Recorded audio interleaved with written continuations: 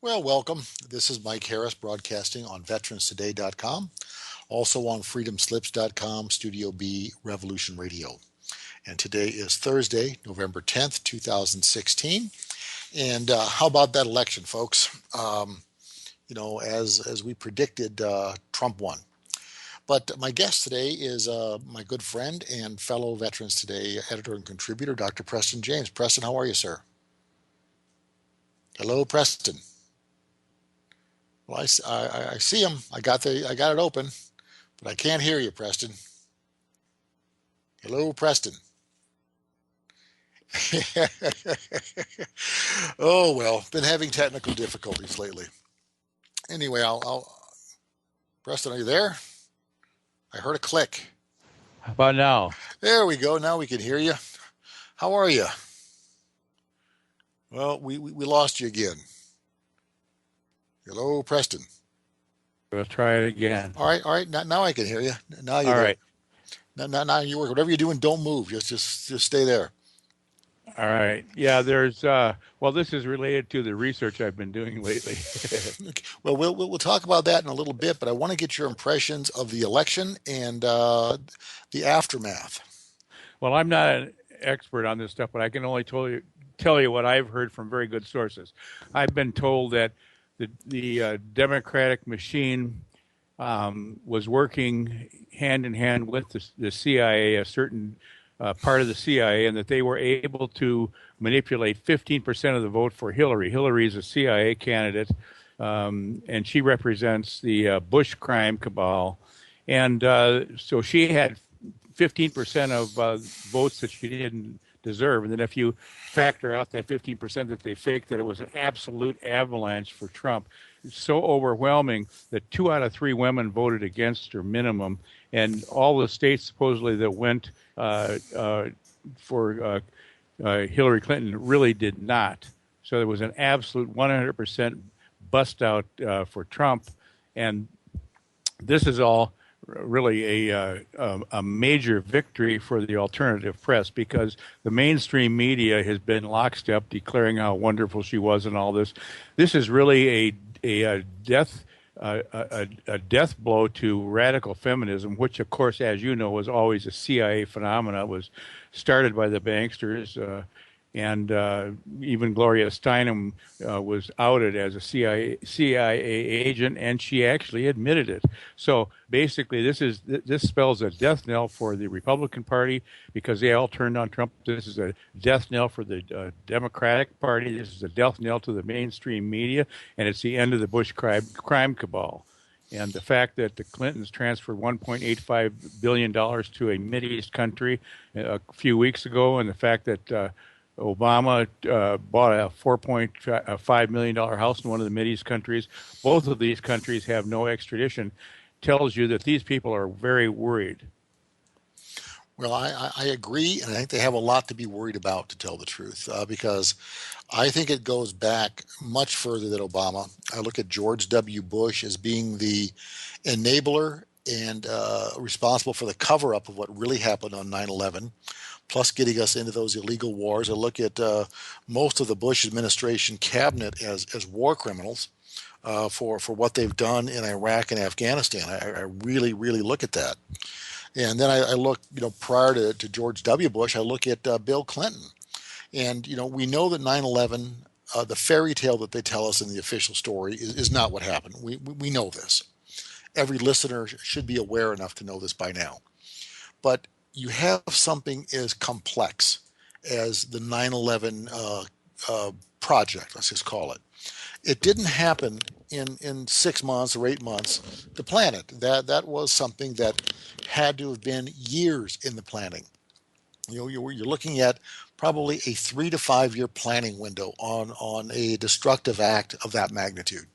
So I look at Bill Clinton as being, involved in that, and at least enabling the apparatus to function in order to to plant the nuclear devices inside of the World Trade Center, and all the things that went with it. And as Gordon has discussed many times, that the Twin Towers were just the tip of the iceberg. They were going to blow up the bridges and the tunnels going into Manhattan Island as well. but that didn't happen. And so if that would have happened, it would have been something much bigger. But anyway, back to this current election, and I'm going to have to acknowledge Gordon on something because since day one, I've said that the only thing that bothers me about Trump is the fact that he owns a casino, casinos, plural. And let me tell you what bothers me is because, Preston, if a guy like you or me went to buy a casino and set it up, unless we were part of the Khazarian mafia, we'd end up in a dumpster. you know, I That's a mean, fact. Yeah. we'd end up, Well, but you you're going to talk about the company that controls the casinos and how I think he did business with them, aren't you? well, yeah, he does, and he took a $25 million donation from Sheldon Adelson. There's photographs of Trump being real cozy with Netanyahu, and so, but it just bothers me that you know that has not been discussed. It wasn't discussed prior to the election. They focused on nonsense. They didn't focus on material stuff like what are his relationships. Who is he part of? And I've heard that this Trump is a part of the crime family, Myers Lansky, and that what's his name, Roy Cohen, Cohen. Roy Cohen. Yeah, that Trump is part of that crowd. And if he is, that's another set of issues. But the message Trump gave was a very good message. I mean, if Trump will really close the border and really deport the illegals, really do it, not just talk about it, but get it done, get them out of here. They have a country. They made a bad business decision when they came into the U.S. illegally. That's how I look at it. And if I make a bad business decision, I got to pay the price for it. Well, they made a bad business decision, and now their wives and their kids and all that who thought they were safe in the U.S. Well, they have to go back because you didn't do it right. You didn't get the necessary approval to be here. So we need to enforce that. We need to get these people gone. They need to go home. If he renegotiates the trade agreements that will support bringing jobs back to the U.S., if he really puts a 35% tariff on imported goods so that the manufacturing environment in the USA is much more favorable. These things are all good things. I support all of those things. But I have to tell you that my only point of worry is the fact that Trump may be associated because he owns casinos. There's some mob connection there that needs to be looked at. Well, there's a history here, Resorts International, and basically what happened is back in the 60s, the United States government merged with the mafia, took over Las Vegas, and basically they got a lot of the old dons from Kansas City and stuff, and a lot of the five families that were skimming. But basically, they went out there and they corporatized it, and that's basically they said, look, we don't care if you guys stay in business, but we want our tax people in the counting room. As long as we get our cut, we don't care how much profit you make, as long as you pay your fair share of taxes. So they actually went into business with them as a joint venture, and it's been that way ever since. The mafia and the CIA have merged, and but the interesting thing about the election is Trump has said all the right things, and yeah, he has had a history of, like his attorney when he got started in New York was Roy Cohn. Roy Cohn, was a homosexual who died of AIDS, and but he was. All the wealthy, successful people used him as an attorney because he had all the connections. And his motto was, if anybody messes with you, hit him real hard. Sue him on every front, take him apart. And so he provided a lot of protection for his clients, and he had the contacts. And so one of the things about Trump when he was young, he learned the value of using good attorneys. And you never hear any complaints about the Trump towers, the Trump building. Everything he builds is always first class. So yeah, he could have played some connections, and I don't remember if he bought Resorts International. I know he was involved with them, but what we're hoping is that there's been a change in his attitude. People that know him say 2 years ago he had a basic change, and told his friends that if he didn't run for president, there'd be nothing left in a few years for his family. That he didn't work all his life to have everything stolen away. foreign powers coming in and asset stripping us. So, if that's true, if it's personal greed to protect what he has, and he does it in the proper way, that helps all of us. So I don't mind that. Well, I don't mind it either as long as it benefits the country as a whole. But I want to put some markers out there for people to monitor as we go forward, and as Trump is forming his cabinet and what's really going to be the operational arm of the executive branch. If he goes back and picks the same old retreads from the Republican side, and appoints him again, like John Bolton, who's a neocon war hawk. If Victoria Nuland comes back to the State Department, if I know Gingrich is involved, I know Giuliani's involved. Both of those guys, in my opinion, are dirty. They're dirty. They're part of what got us to here. My advice to Trump is go out and find new people. Go out and find governors out there who have never been part of the Washington scene. Go out and find people who may have a little on-the-job training required, but get new people, get fresh blood. Do not use the old retreads. I mean, haven't you ever wondered, don't you see administration after administration, we keep seeing the old tired people, they keep coming back. They never go away. I know. I mean, it's, Trump, you got put in here by the American people who really, really went out and fought to put you there. I mean, we had to really do some heavy lifting to get Trump where he is. But don't go back and fall into the same trap and give us the same old crap. It reminds me of that movie, not movie, the song by the Who. We won't be fooled again. Meet the new boss, same as the old boss. I mean, it's I don't want to see us. It's time for radical change within this country. It's time to bring about a new way of doing business, a new way of operations, a new way of thinking. And it's something that we as the American people have to, number one, demand, and number two, assist Trump if he's on the right track. And if he's not on the right track, we need to scold him. Well, right, Mike, there's another side to all this. And I look at it, and for the first time in history, the alternative press has provided an X-ray snapshot into the ruling cabal, the criminal cabal, the media, all the lying and the cheating. And you look at Project Veritas, has provided all these films on how the Democrats hired people to do violence against the Trump campaign, and all the various things that went on, all the crimes and stuff. And then you have these WikiLeaks, a massive intelligence operation through WikiLeaks, which exposed the dirty side of the Democratic Party, which leads, by the way, directly to the Republicans. All this stuff pulls the Bushes right into it, because, as you know, the Clintons are white trash from Arkansas. Bill Clinton was the illegitimate child of a Rockefeller, and Hillary comes from somebody deeply involved in the Chicago crime family and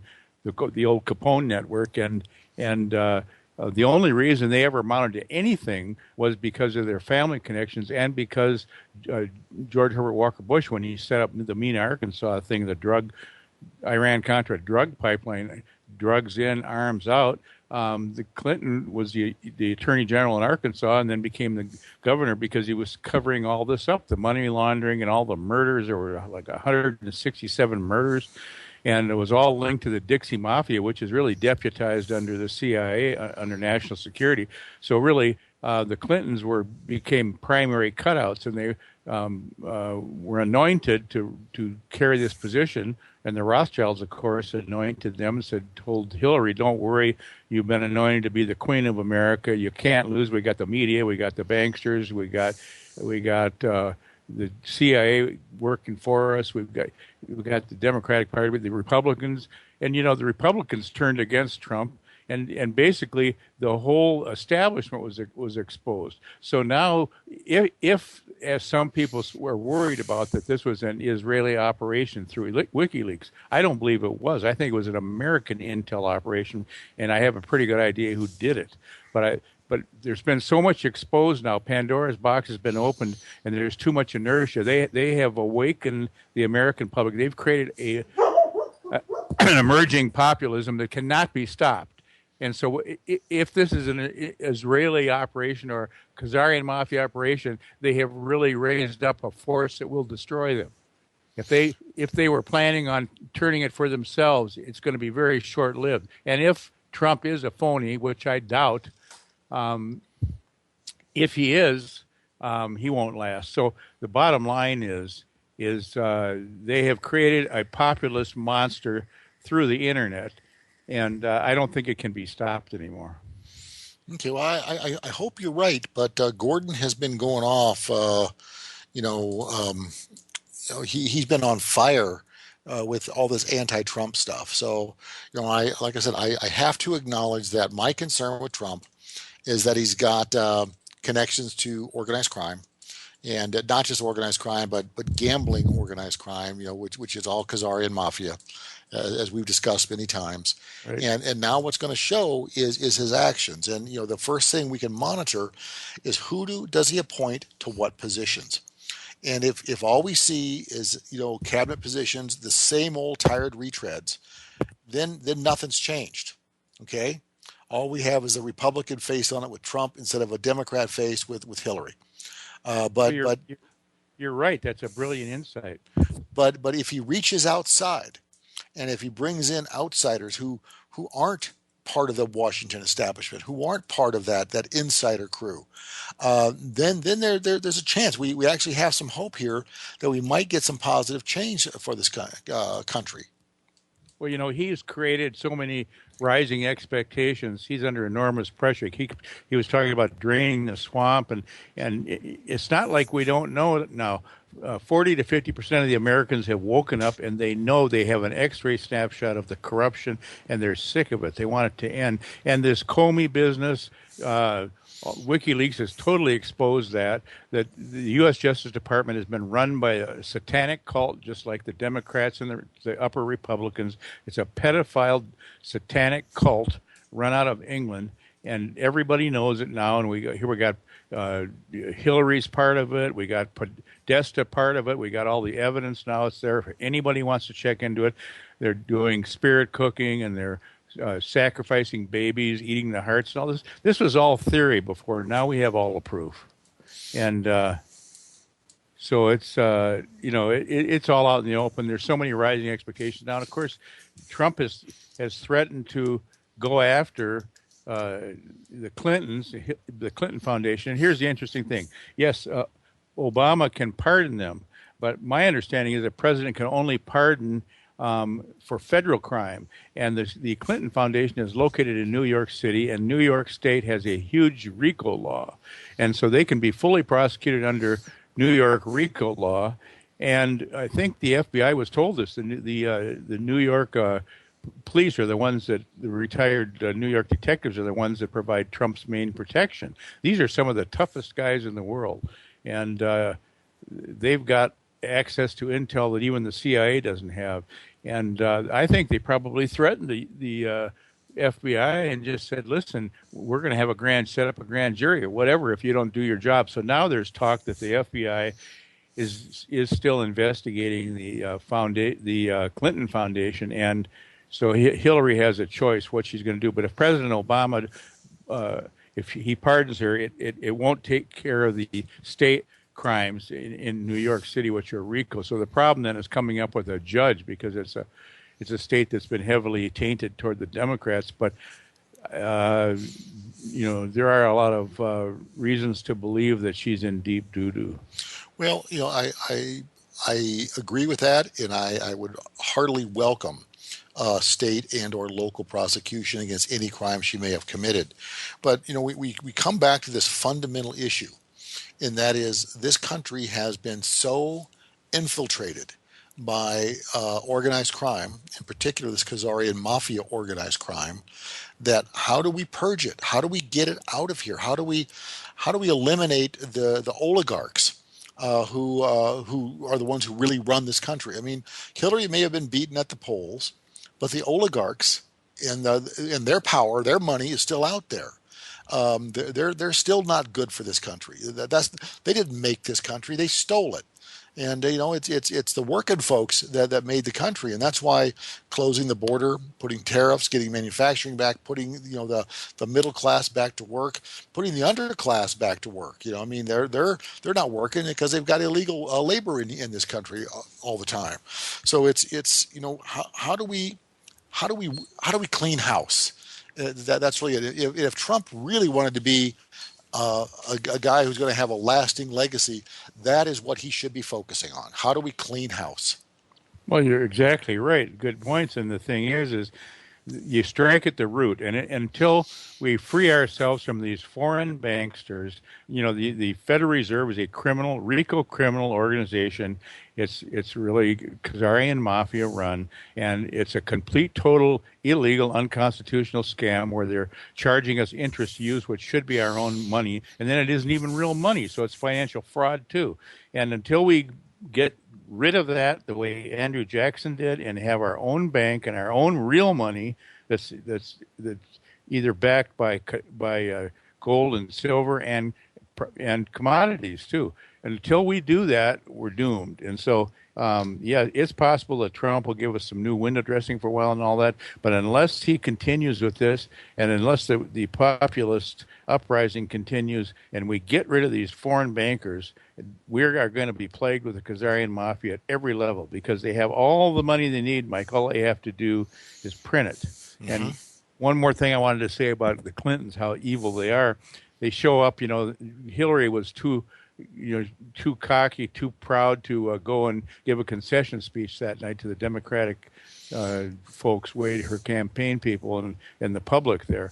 She just couldn't make herself do it. So the next morning late morning, I guess, when they had her and Bill showed up, they were wearing purple. Bill was wearing a purple tie and she was wearing a suit coat with purple collar. And the point is that was the media said, that was to show that they were coming together between the colors red and red for the Republicans and blue for the Democrats. No, that's not what it is. The color purple is a Wiccan spell color. When they want to put a spell on somebody, a Wiccan will be real nice to the person they want to do in, and then wear a purple scarf or purple gloves or something like that, or purple flower. That was their way of cursing the American people to destruction for not voting them in and putting a curse on Trump. And so I would say before all their satanic power failed, Hillary did not get in, and it'll fail again, and she's doomed. And plus, her health is so bad. I wouldn't be surprised if she took a swan dive to the floor one of these days permanently and just died from all her health problems, even before Christmas. Wouldn't surprise me at all. I wouldn't be upset about it either. Nobody would. She's the most hated person on planet Earth right now. And the thing is, there is an intel agency that's responsible for this. It's part of a deep black, unacknowledged program. It's in a defense contractor. I know the name of the defense contractor. I'm not going to say it. But that defense contractor itself does not even know it exists because it's unacknowledged, special access. You have to have a Q37 rating and a Cosmic 7 to be in this program. And they have enormous power. They have access to all NSA data. The whole WikiLeaks thing was put together from this group. Plus, they had all kinds of support throughout the intel system. So this was a major coup d'etat using American intel as a counter coup to the Bush crime cabal. This spells the end of the Bushes. They are done.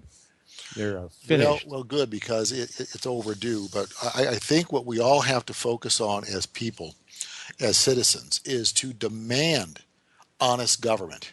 I mean, demand transparency, demand honesty, demand enforcement of the laws as they are written on the books. Yes, and I mean, this is it goes back to the what do you call it? The broken window theory of law enforcement. Okay, if you're a beat cop walking up and down the street and you notice a broken window, you go in, you talk to the owner, and you say, "Get this fixed. I'm going to fine you." Because if he doesn't get it fixed, the next thing you know, there's another broken window across the street and another one down the street, and before you know it, it's not a fit neighborhood anymore. It's a ghetto. It's a slum. Because if there is no enforcement, then there's nothing. And this country has had laws on the books that they've been ignoring and not enforcing for a very, very, very long time. So I mean, part of the Immigration Reform Act that of '86 that Reagan signed, which was one of his worst things, called for that 6 months in prison and $10,000 fine for anybody who hires an illegal, but it's not enforced. All right, folks, we got our first break. We'll be right back more with Preston James right after this short break. Stick with us.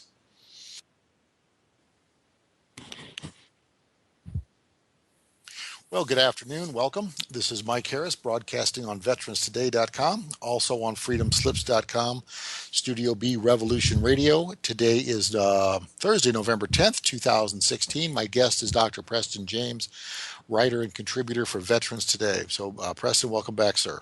Thanks, Mike.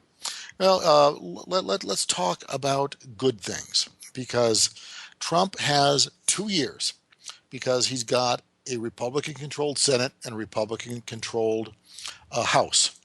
So if he really wants to do big and bold, now is the time to strike while the iron is hot. And if he wants to undo NAFTA, now's the time to undo NAFTA. Wants to build the wall and deport the illegals, now's the time to build the wall and deport the illegals. If he wants a 35% tariff on incoming goods, now's the time to put the tariff on incoming goods. You can get all this stuff done. He wants to cut taxes on corporations down to 15%, make it one of the lowest in the world. If there's a deficit, what he can do is take the money from the tariffs that's coming in and use it to substitute it. This is something I've been talking about for a long time, is really eliminating income tax in this country. Let's make our money to fund the government off of tariffs. And if we still need more money, let's don't tax what people make. Let's tax what people spend. Yeah, that's a good point.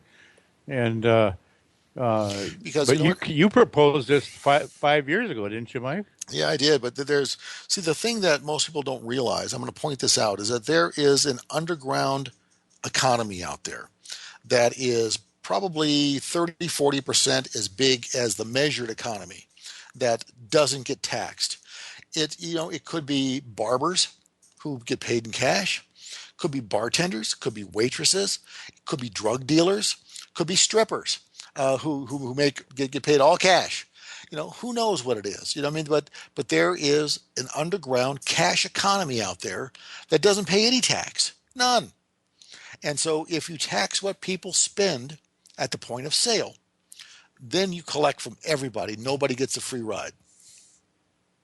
That's right, and that's the way it should be done. And of course, as you know, with our phony banking system, the criminal Federal Reserve, all this money they're making off us, they're basically just asset stripping us bit by bit. They've taken America down to nothing. And if we can shut that off, and we can shut off all this free trade, and if we can charge proper tariffs and set up fair trade, there'd be so much wealth here that it'd be amazing. Well, we went from being the largest creditor country in the world. We had more money, more wealth than any other country. And we have gone to being the largest debtor in the world. And we've done this since Reagan decided to do the Reagan tax cuts, and which were good for the country, but they didn't mitigate spending. They just kept borrowing and borrowing and borrowing. And Dick Eastman, who's a friend of mine, he and I trade emails. We talk once in a blue moon. But he's a good guy. The total amount of obligation that the U.S. government owes today, guess how much it is? I heard it was 20 trillion. Is it more than that? Oh, no, no, no, no. That's just the national debt. I'm talking about total obligations that the U.S. government owes today. 800 trillion? It's only 233 trillion. Only. Yeah. Only. Now, remember, the gross domestic product of the entire planet is only $88 trillion a year. And we owe 4 times that. That's what the U.S. government owes right now. Wow. Owes to who, though? That's the question. Nobody knows. Who do we owe it to? Nobody. It's an imaginary debt. Well, it's from these. Well, let me play a little out there for you, okay? $233 trillion of debt. It's kind of like we have an off-world landlord that is collecting the rent. I mean, I don't want to. I mean, I all I know is that we owe the money, and we keep sending the money out, but the debt's always there, but we never see any benefit of it. It's like we're mailing the money off world. I know. You don't see it reinvested, you don't see it respent, it doesn't surface anywhere else. It just disappears. That's right. Yeah, I don't want to get too woo woo on us yet today because we still have a lot of real life stuff to talk about. But with there's a couple things to watch. The one is, as I said earlier, is who's going to make up the cabinet, who's going to be the secretary, who's going to be the assistant secretary for all these departments. And if it's the same old retreads, if they've got 20 years of Washington experience, we don't want them. We want new blood. We want new people. We want fresh ideas. We want new talent across the board. We want to rebuild everything. The other thing I would recommend that Trump do is get rid of the deep state. And by the deep state, I mean all those people out there who have been part of the government apparatus in every department, every department, who are GS 15, 16, up to GS 20. There's anybody who's a GS 16 or above. Get rid of them. Absolutely. Give them a forced early retirement and incentivize them to leave early and get out, and bring new people. This goes for the Pentagon. Hang on, Press TV wants me to come on the air with him. Go ahead, I'll handle it. No. I got this. I'm telling them no for right now. Anyway, could I comment on that? What you just said? Okay. Yes, you may. The bottom line, Mike, is we have had ever since Kennedy was assassinated by the Central Intelligence Agency under George Bush and Op 40, we have had a total abuse of the concept of national security. And of course, Roswell added to that, but we won't get into that now. But basically, what happened is the CIA decided, to completely privatize themselves, and so they have created all these CIA proprietaries, and so you have major corporations, especially defense contractors, being deputized under national security, like the tobacco companies were. And you have foreign corporations, oil companies deputized under national security. So they have shoot-to-kill power. They have their own intelligence corps there. And until we stop this, until we unprivatize all these various intelligence agencies, enforce the law, it's technically illegal for these intel proprietaries to go out there and do what they do to espionage the United States and to murder people. It has to be stopped. Now, I don't know if you want to get into this, but there's a huge mystery of why Hillary was never prosecuted, why the DNC has not been prosecuted, and I'm happy to talk about rumors. I don't have the facts, but I can talk about rumors if you want. Please feel free. Okay. I've had a couple really good sources over the years, and I heard the rumor that inside the intelligence community, it was a rumor that the reason that Hillary wasn't busted was because she was a long-term career CIA asset or more, just like her husband Bill, just like President Obama, operating under the Bushes, who was George Herbert Walker Bush was their case officer, all of them, and basically everything she did, the email thing and the foundation, was set up as CIA covert operations to seed tainted intel to foreign nations, intel that was mostly true, but with a very bad payload that would misguide them and take them down a bad path. And so she was totally arrogant because she had been guaranteed that no one would ever find out about it. Well, this other agency I was talking about, this intel group, has a lot smarter people in it.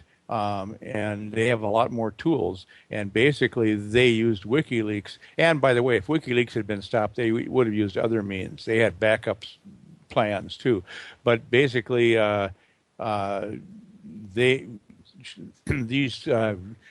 Clintons and everything invoked national security. So there were apparently, from what I'm told, I have no proof either way. It could be a totally false story, but national security waivers, formal national security waivers were filed to the FBI, preventing them from prosecuting Hillary, and the U.S. Justice Department was part of it.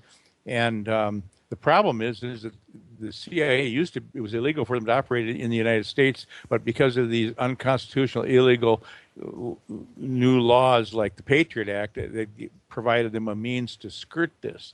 So apparently, the New York police have found a loophole where their national security waivers cannot be filed on the part of the foundation where they took money to pay for Chelsea Hubbell's wedding, their so-called daughter's wedding. They cannot invoke national security waivers on that. So that is their one Achilles heel. If they had not taken money personally out of it, so it would have been strictly a CIA operation. But because they couldn't keep their hands off the money, now they have a really serious problem. So anyway, that's what I heard. Whether it's true or not, that's the only explanation that makes any sense to me. And we have to clean out all these proprietaries, all of them. And there are a lot of people need to be retired and go to jail, be tried under RICO for this, because our intelligence agencies have been operating as a major RICO crime syndicate, mostly under the control of the bankers out of the City of London and the Rothschild-Khazarian mafia. And once you cut that source of money off, and once you stop these secret intel activities, then we have a chance. But basically, they have usurped our republic. They've usurped we the people's will at every turn in the road since when they killed Kennedy. They assassinated our republic, and they killed Bobby, and they killed Martin Luther King, and they killed hundreds more. And until we get rid of E-Systems and Raytheon and all these and take away their intelligence ratings and take away their deputization under the CIA, until we take all that away and jail the principals involved for all their murders and all their espionage against we the people, I think we're doomed, even with Trump, over the long haul. Well, this is just the first step. No, you're right about that. And George H.W. Bush was the one who started outsourcing strategic military and strategic intelligence functions. And that is so they could really take the CIA and the military and clone it and put it in private hands, so that no matter who's in power, they still have access to the best intel and the best military out there. They still run it. And they still run it no matter who's in power. You think Dick Cheney is retired? Guess No. again. Well, he still runs JSOC, doesn't he? Yeah, that's what I hear. But he's not retired, and even if he didn't run JSOC, he's still got some private organization out there that's got all the capabilities that JSOC has. So still murdering people, still murdering people. And I guess his health is fine. All that heart crap was all. Well, it's what was it that Nelson Rockefeller said? He said, every time I get a heart transplant, it's like a breath of fresh air. Yeah. You're talking about David Rockefeller? David, that's it. Yeah, he's on numbers 9 or something. Yeah, something like that. So it's talk about vampires, man. Those are vampires taking somebody else's heart and not go through 9 of them. And but it's time we hopefully we have. This is the first crack in the armor of the oligarchy, and hopefully we can take them down and deal with these criminals. But these things are what we need to still be watching for. We can't fall asleep at the wheel and let Trump will take care of it. No. We got to keep Trump accountable. We got to watch him. We have to because I have a friend who often says, "By their fruits you shall know them." Well, that's right. One thing I wanted to comment about is I don't know how you sit with this, but Mike Flynn, General Mike Flynn. Yes. I know people that knew him and said that he was really a respectable guy, a stand-up guy, and they had nothing but good things to say about him, and that he had a very clear view of the Khazarian Mafia and everything that's going on, and that he's been advising Donald Trump, and he's been setting him straight on a lot of things. I hope that's all true. Well, I hope it is too. But the one thing I do want to point out to people, and this goes, everyone who's listening should already know this, but when Hillary was saying that the Russians were interfering in our election process, that's not who interferes in our elections. The party that interferes in our elections is Israel. And it's this whole Khazarian mafia. It's anyone who's loyal to Israel is loyal to the Khazarian mafia, and that is who interferes in our political process. That is who does not want the American people to be self-governing because they want to control it. I'll tell you what bothers me the most about all this. When you talk about the Khazarian mafia, there is a small class at the top of that rules it, and I hate to say it. You were actually one of the first to point out. I was saying, oh, it was classical Satanism, like the worldwide satanic pedophile cult. But then you said, actually it's nothing but a replay of the old Baal worship. And the more research I did, the more I found out you were accurate in that. It's just a replay of Baal worship, and that's what runs everything, and it's disgusting to me. Mm-hmm. Well, I don't know what to say, but that's what I have observed, and that has been my conclusion that that's what it is, and so.